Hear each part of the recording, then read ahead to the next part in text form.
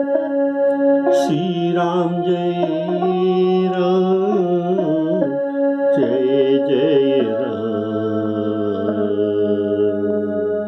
श्री राम जय राम, जय जय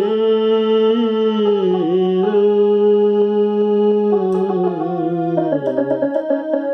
श्री राम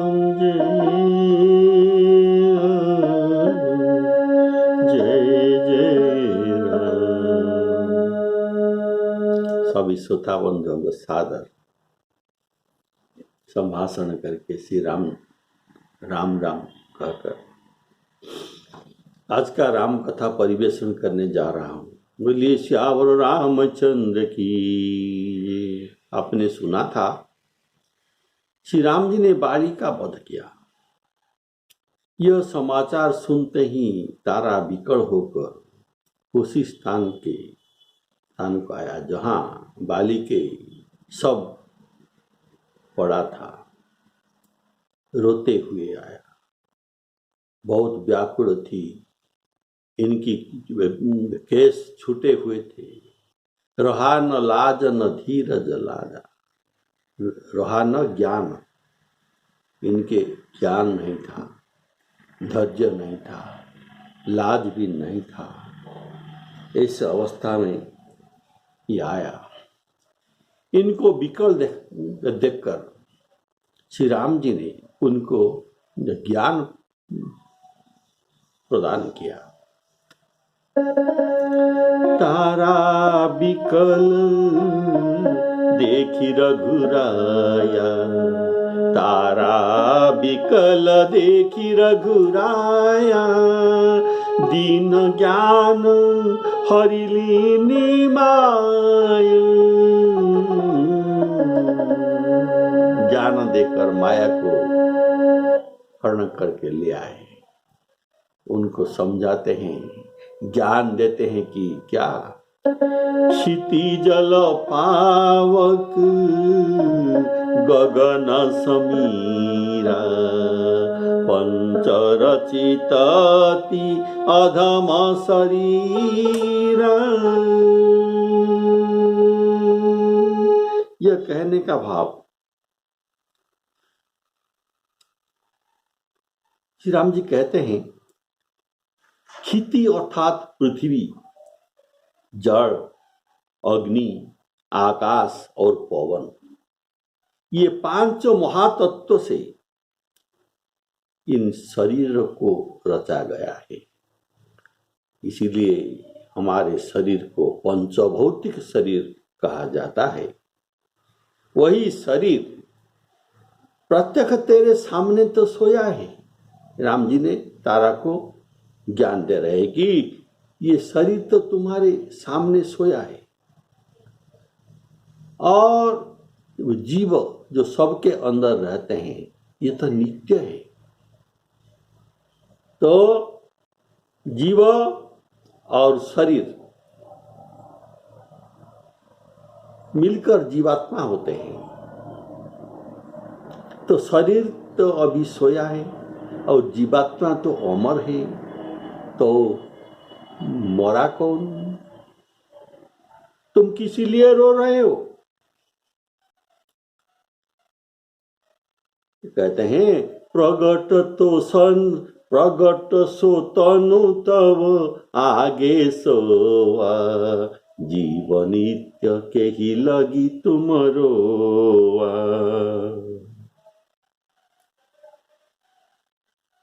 और राम जी ने तारा को ज्ञान दिया। जब ज्ञान दे दिया और तब इनके पास और माया नहीं रहा। तत्क्षणात माया हरण हो गया, और माया चले जाने पर ये भक्ति आगे मांगेगी। तो आपने जो सुना, ज्ञान कैसा आता है हमारे शरीर में? दूसरे के देने पर ही ज्ञान मिलता है, अपने यत्न से ज्ञान नहीं मिलता। श्री राम जी ने दशरथ जी को दृढ़ ज्ञान दिया था,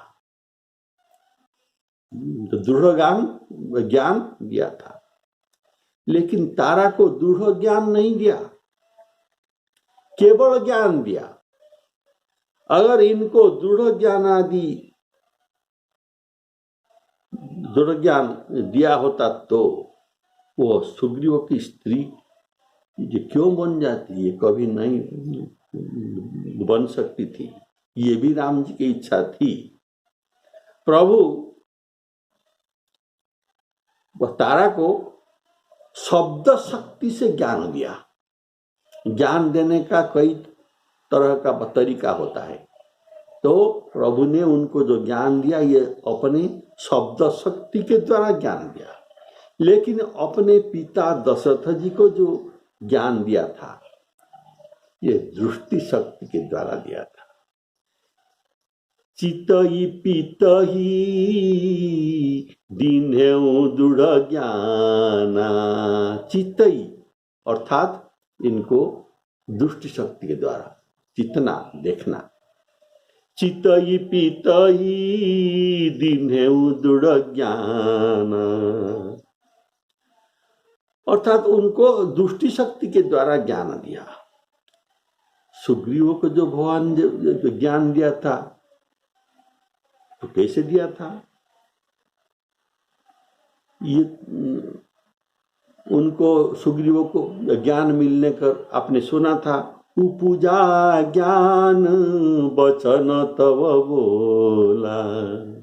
ज्ञान उपजने पर ये बोला, बाली मेरा परम मित्र है, शत्रु मित्र सुख दुख जग माही, माया कृत परमार्थ नाही, इसीलिए आप बाली को न मारे।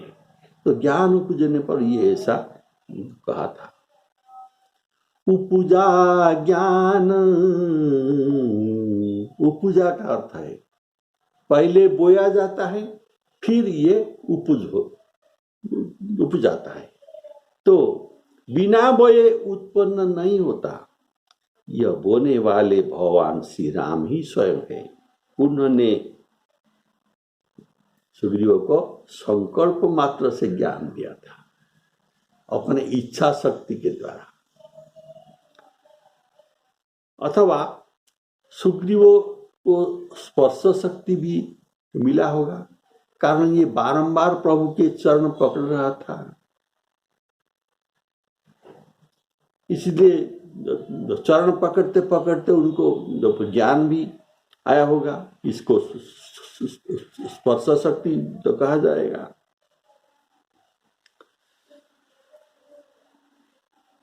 बोलिए श्यावर रामचंद्र की जय। बार बार नावही पद शीसा। सुग्रीव ने भगवान जी के पद के बारंबार प्रणाम करता रहा, इसीलिए कहा गया बार बार नावही पद शीसा, प्रभु ही जानी प्रभु हरस कपीसा, उपजा ज्ञान बचन तब बोला। तो अभी श्री राम जी तारा को समझाते हैं। क्षिति जल पावक गगन समीरा, पंचरचितय अधम शरीरा। तो ये प्रभु जी का ज्ञान देना कार्य अभी चल रहा है, तो कुछ ध्यान में लगन के साथ सुनना चाहिए। पंचरचित यह अधम शरीरा, इसको कहने का भाव शरीर का रचना इस क्रम से हुआ है। क्षिति जल पावक गगन समीरा, ये क्रम में हुआ है। तो प्रथमे क्षिति अर्थात पृथ्वी तत्व उनको मिला, जीव को पहले पृथ्वी तत्व मिला। ये पृथ्वी तत्व क्या है? ये है माता के रज, माता के रज ये है पृथ्वी तत्व। पिता के वीर्य ये जड़ तत्व, और पिंड बन जाना यह अग्नि तत्व, और शरीर के अंदर जो पोल है यह आकाश तत्व, और प्राण आ जाना यह ज्ञान तत्व, यह अग्नि तत्व, ज्ञान आ जाना यह प्राण आ जाना यह पवन तत्व। ऐसे 5 तत्व इसी क्रम से क्षिति जल पावक गगन समीरा, ये क्रम में गोस्वामी जी कहे हैं। बोलिए श्यावर रामचंद्र की जय।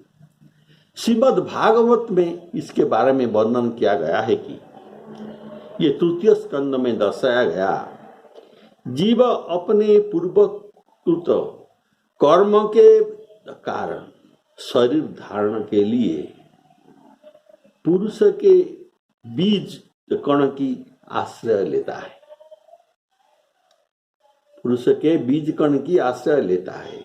स्त्री के गर्भ और स्त्री के गर्भ में प्रवेश करता है जीव। पहले ये पुरुष का बीज कण का आश्रय लेता है, फिर इसके द्वारा ये स्त्री के गर्भ में प्रवेश कर जाता है। सुंदर कांड दोहा 59 68 में पंच तत्व का भी वर्णन किया गया है, आप देख सकते हैं। इसमें कुछ अलग क्रम दिया गया है। इसका यह कहा गया है, बोलिए श्यावर रामचंद्र की।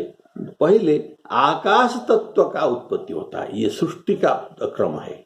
सृष्टि के पहले आकाश तत्व का पहले उत्पत्ति होता है। आकाश से पवन, पवन से अग्नि, अग्नि से जल, और जल से पृथ्वी बनता है।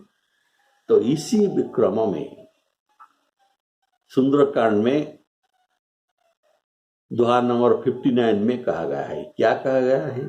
क्षिति गगन समीर अनल जल धरणी। गगन, प्रथम आकाश तत्व उत्पन्न होता है भगवान के द्वारा सृष्टि में। इसके बाद समीर तत्व, पवन, गगन समीर अनल अग्नि तत्व, जल, और पीछे पृथ्वी धरणी। और तारा को जो पंच तत्व का क्रम कहा गया, ये शरीर रचना के क्रम का तत्व है। ये तैत्तरीय उपनिषद में यह तो कहा गया है कि सर्वप्रथम परमात्मा ने आकाश तत्व को उत्पन्न किया। आकाश से वायु, वायु से अग्नि, अग्नि से जल, और जल से पृथ्वी तत्व का उत्पत्ति। ये तैत्तरीय उपनिषद का बात है।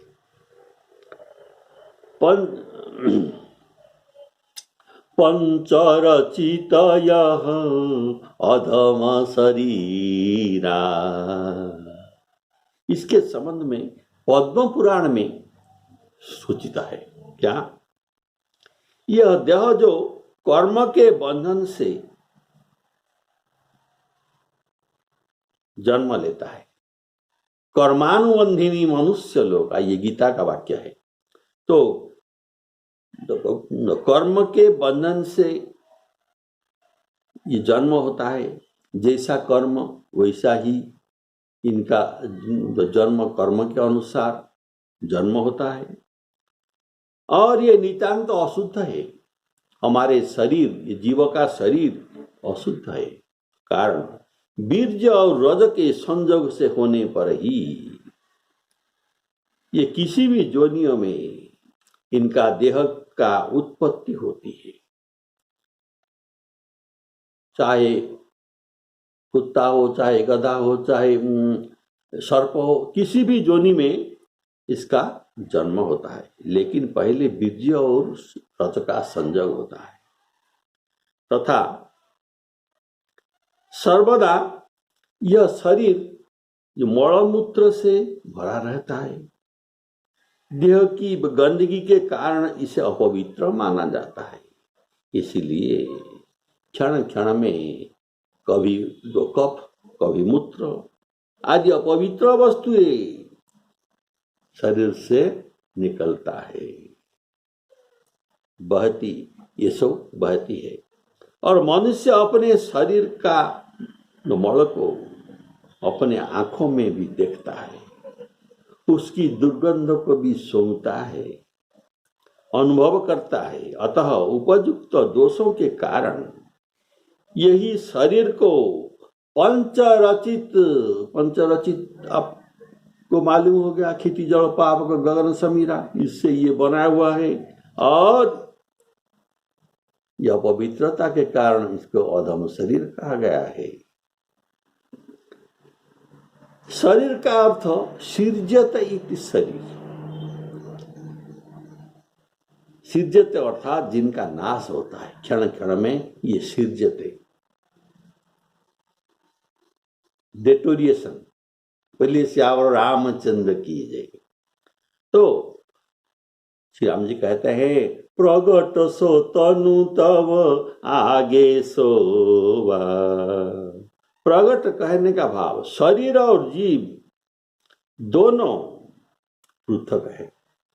प्रगट सो तनु तव आगे सोवा, अर्थात शरीर सोया है, जीवन नहीं सोया है। तो ये दोनों अलग अलग बात है। शरीर से जीव अलग है, दोनों एक अर्थ नहीं है। जीव अलग है और शरीर भी नहीं, शरीर अलग है और जीवात्मा भी अलग है। तो शरीर आपके सामने प्रकट है, इसीलिए क्यों रोती हो? शरीर तो सामने ही है रहा। जीव तो नित्य है, किसी का नाश नहीं हो सकता। तो जिसका नाश नहीं, इसके लिए रोना कैसा है? बोलिए श्यावर रामचंद्र की जय।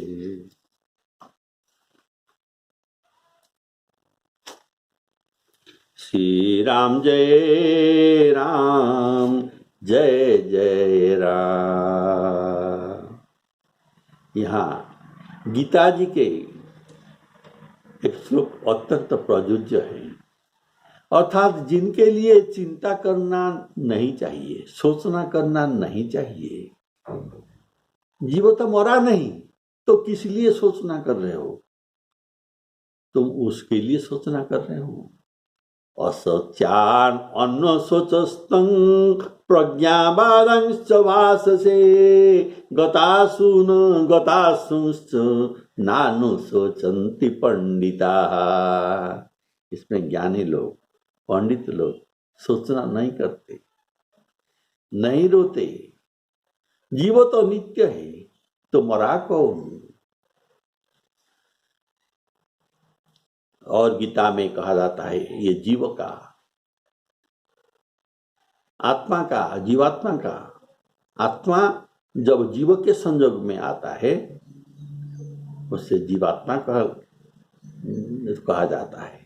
तो आत्मा का जन्म नहीं है, मृत्यु नहीं है। न जायते म्रियते वा कदाचित नायं भूत्वा भविता वा न भूय। ये अजो अजन्मा नित्यं, तीन काल में ये है शाश्वतम। अजो नित्यं शाश्वतयं पुराणो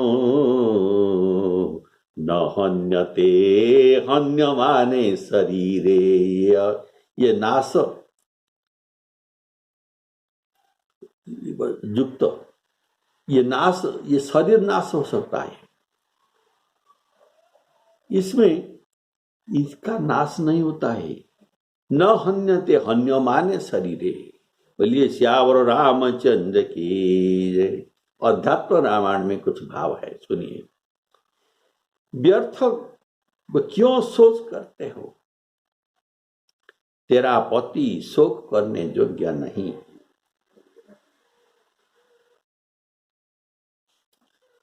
बताओ कि तुम्हारा पति कौन है? अध्यात्म रामायण में कहा गया है तुम्हारा पति कौन है, यह देह है या जो दृश्य है या अदृश्य जीव है, कौन तुम्हारा पति है? ये दृश्यमान शरीर है तुम्हारा पति या अदृश्यमान जीव है?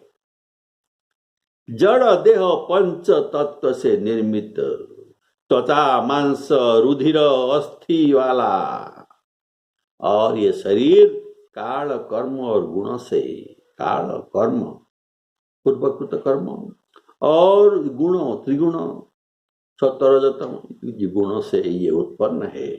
यह शरीर तेरे आगे तो स्थिर है। यदि जीवात्मा को पति मानती हूं तो जीव तो निर्विकार है, न पैदा होता है न मरता है, न खड़ा होता है न चलता है। ये जीव वह न स्त्री है न पुरुष है न नपुंसक भी है, और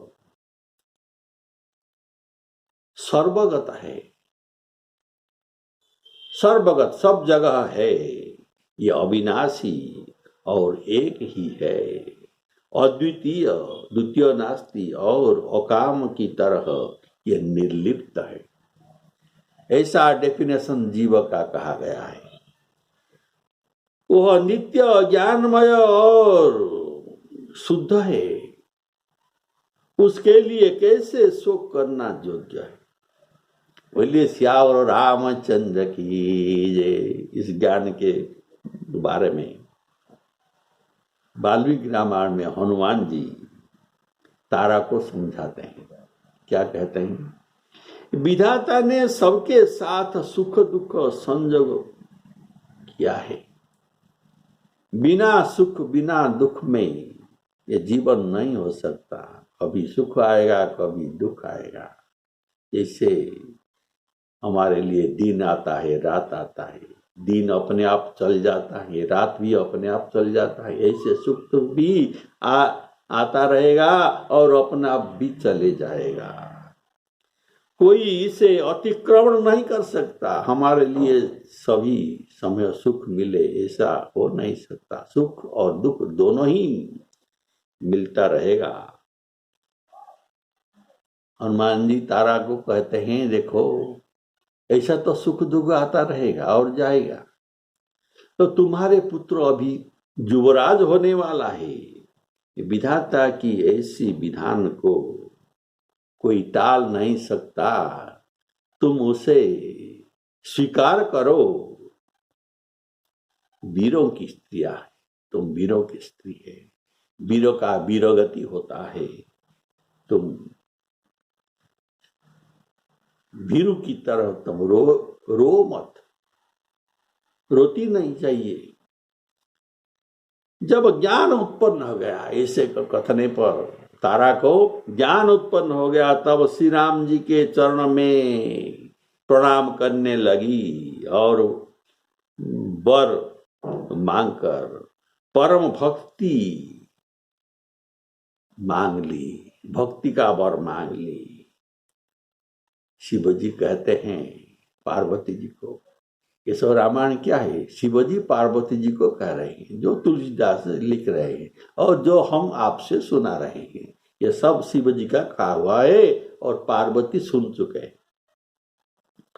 शिव जी कहते हैं हे उमा, राम गोसाई सबको जो कठपुतली की तरह, कठपुतली की अर्थात कठपुतली आप देखते हैं वो नाचते हैं, तो ये कठपुतली की तरह ये नचाते हैं हम सबको। अर्थात सब प्राणी श्री राम जी की इच्छा के अनुकूल ही नाच दिखाते हैं, अर्थात वैसे ही काम करते रहते हैं। उपजा ज्ञान चरण तव लागी,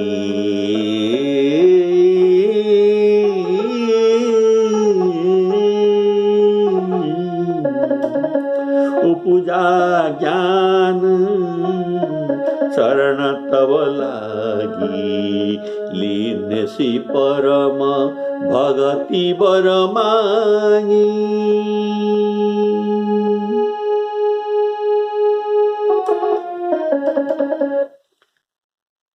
और यहाँ शंकर भगवान जी कहते हैं, उमा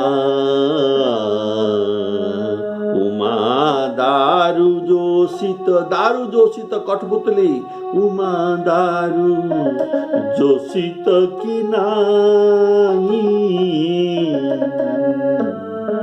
सबही नचावत राम गोसाई, सबही नचावत राम गोसाई। तो हम अभी जो कुछ अभिनय अवतार करते हैं, ये भगवान के द्वारा डायरेक्टेड नाच ही देखा रहे हैं। अब हम प्रवचन कर रहे हैं, आप भी सुन रहे। ये भी भगवान के सिनेमा के अंदर ये भी एक नाच है। बोलिए श्यावर रामचंद्र की, सब ही नचावत राम गोसाई। अर्थात श्री राम जी चंद्र जी के समझाने पर उसकी मोह दूर हो गया, उससे ये विलाप करना भी छोड़ दिया। अतएव तो कैसे प्रभावशाली महात्मा के अल्प वाक्य से, थोड़े से वाक्य से भी अज्ञान दूर हो जाता है। प्रभु की कृपा से उसे ज्ञान प्राप्त हुआ, और ये तारा जो रोती विलपती थी, ये अभी कृतकृत्य हो गई, धन्य हो गई। और अतः श्री राम जी के चरण में कृतज्ञता स्वीकार करके प्रणाम करता है। उनको शांति मिली, तब वह सहगामिनी विचार में आया था। पति के साथ ये चिता में भी जल जाने के लिए, सती होने के लिए, अर्थात इसको सहगामिनी कहते हैं। तो ये सहगामिनी होने का जो विचार करके आया था, इसको ये त्याग दिया। भक्ति सहगामिनी होने से होने की अपेक्षा भक्ति प्राप्त करके जीना ये श्रेयस्कर माना, इसीलिए ये सहगामिनी करने का विचार को त्याग दिया। शंकर भगवान अब कहते हैं ये तारा के बारे में, दारू जोशित अर्थात कठपुतली स्त्री की उदाहरण दे रहे हैं। कारण ये स्त्री है, स्त्री को स्त्री के उदाहरण देना अच्छा है, तो इसीलिए इसको कहते हैं दारू जोशित की नाई, ऐसे उदाहरण दिया है। किंतु सुग्रीव के लिए, सुग्रीव तो पुरुष है, तो सुग्रीव के लिए इसका उदाहरण, पुरुष का उदाहरण देते हैं। तो ये क्या है? बोलिए श्यावर रामचंद्र की, नटमर कटइव सबही नचावत, नटमर कटइव सबही नचावत। नट और मरकट, राम खगेश वेदस गावत। बोलिए श्यावर रामचंद्र की। गीता में जो कहा गया है, भगवान जिसको जैसा नचाना चाहते हैं, ये वैसा ही नाच दिखाता है। गीता में भगवान ने कहा, ईश्वर सर्वभूतानां हृदय से अर्जुन तिष्ठति,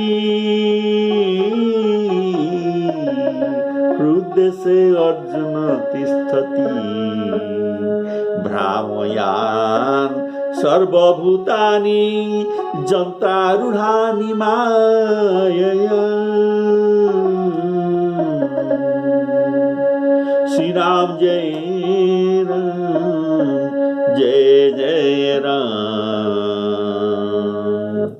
जब तारा का शोक दूर हो गया और सौगामिनी होने का बात न रहा, तब श्री रामचंद्र जी ने सुग्रीव को आज्ञा दी कि, और उसने कहा, सुग्रीव जी मित्र, तुम विधि पूर्वक बाली का शव संस्कार और मृतक कर्म संपादन करो। तब सुग्रीव ही आय सुदीना, मृतक कर्म विधिवत शव कीना। सुग्रीव को आदेश देना पड़ा, ये स्वयं नहीं कर रहा था। क्यों? कारण बाली के वध पर तारा आदि के विलाप देखकर सुग्रीव का भी धैर्य जाता रहा और ये शोक निमग्न होकर पश्चाताप कर रहे थे कि मैं भी आत्महत्या कर दूंगा। आत्महत्या करने की इच्छा प्रकट की थी। वाल्मीकि रामायण में यह बात लिखा गया है। सुग्रीव सोचता है, मैं कुल के नाश करने वाले, मेरा जीने का अधिकार नहीं है, मैं जीने का अयोग्य हूं, अपराधी हूं, मुझको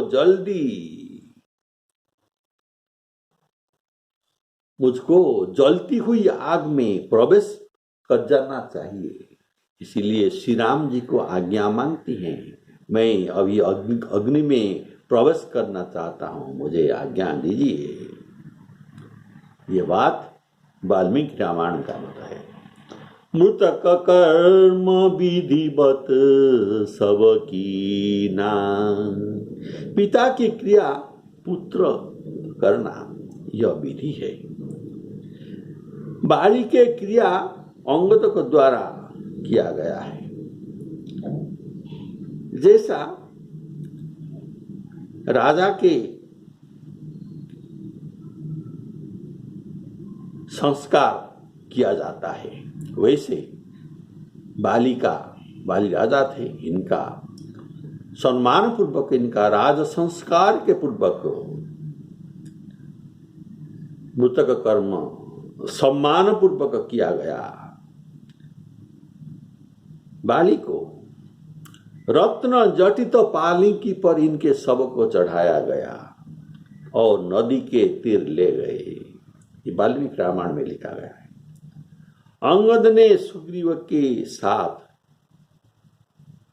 मिलकर अंगद ने पिता को चिता पर रखकर मुखाग्नि दिया। ये तो पुत्र का कर्तव्य है और पिता के पाने का भी इच्छा है, मेरा पुत्र मेरे मुख में मुखाग्नि देगा। तो ऐसा ही मुखाग्नि दिया और इनके चित्ता को प्रदक्षिण किया और तट पर प्रेत के लिए तिल तर्पण किया। बोलिए श्यावर रामचंद्र की जय। तब ये सब वाल्मीकि रामायण में लिखा गया है। तब श्री रामचंद्र जी ने छोटे भाई लक्ष्मण को समझाकर कहा कि जाकर सुग्रीव को राज्य दे दो। श्री रघुनाथ जी के चरण में माथा नवाकर उनकी प्रेरणा से सब चलते हैं। लक्ष्मण जी ने पुरजन और विप्रजन को तुरंत बुलाए और सुग्रीव को राज्य दिया और अंगद को युवराज पद दिया। राम कहा अनुजन समुझाई, राज देहु सुग्रीव ही जाई। रघुपति चरण नाई करी माथा, चले सकल प्रेरित रघुनाथ। चले सकल प्रेरित रघुनाथ। लक्ष्मण तुरंत बुलाए पुरजन विप्र समाज। राजदीन सुग्रीव कहूँ, अंगद कहूँ युवराज। श्री राम जय राम, जय जय राम। राम कहा अनुजन समुझाई। तो राम जी ने लखन जी को क्या समझाया? राम कहा अनुजन समुझाई, तो क्या समझाया? इसका भाव है, राज दीन सुग्रीव जाई, और अंगद कहूं जुवराज। ये समझा था जो लखन जी ने किया। उनको समझा था कि यदि अंगद को युवराज न करोगे तो हमारी निंदा होगी। लोग कहेंगे कि बाली इनकी अंतिम क्षण में अपना पुत्र राम जी को समर्पण किया था, लेकिन राम जी उनका कुछ भी उपकार नहीं किया। अगर उसको युवराज न बनाओगे तो सुग्रीव उसका निरादर करेंगे, उसे त्रास देंगे, और युवराज कर देने से इसको हमारा प्रसाद या कृपा पात्र समझकर वे इसे सुखपूर्वक रखेगा। इसीलिए राजदीन सुग्रीव कहूं अंगद का युवराज, ये पहले ही समझा था। रघुपति चरण नाई करी माथा, इसका भाव है सब प्रभु के चरण में प्रणाम करके चलने का भाव की सबके मन की बात हुई। सबकी इच्छा थी कि अंगद युवराज बने। यह इच्छा पूर्ण होते देख सब वानर प्रसन्न हुए और चले सकल प्रेरित रघुनाथ। बाली के मारे जाने से सब वानर व्याकुल थे। वे डरते थे कि सुग्रीव के पक्ष के वानर हमें मार डालेंगे। तो अंगद को युवराज होने का इशारा श्री राम जी से पाकर सभी प्रणाम करके चले। लखन जी तुरंत बुलाए पुरजन विप्र समाज, अर्थात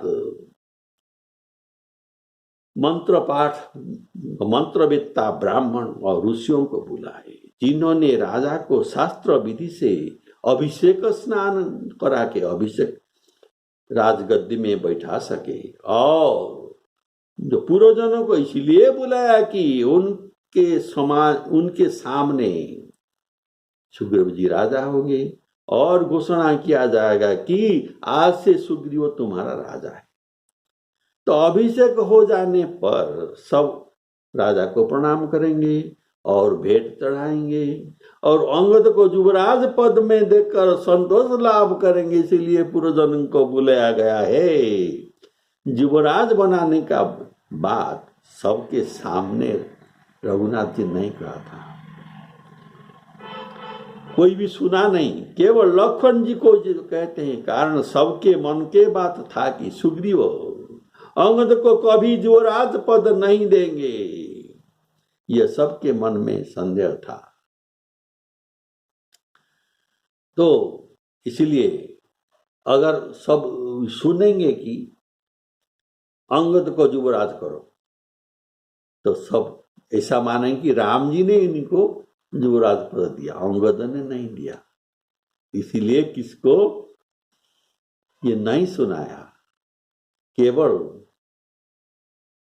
लक्ष्मण जी को सुनाया। तब सब लोग मानेंगे कि सुग्रीव ने अंगद को युवराज पद दिया, इसलिए इसका प्रशंसा होगी, इनका जस होगा। इसलिए यह बात गुप्त कर रखा गया था।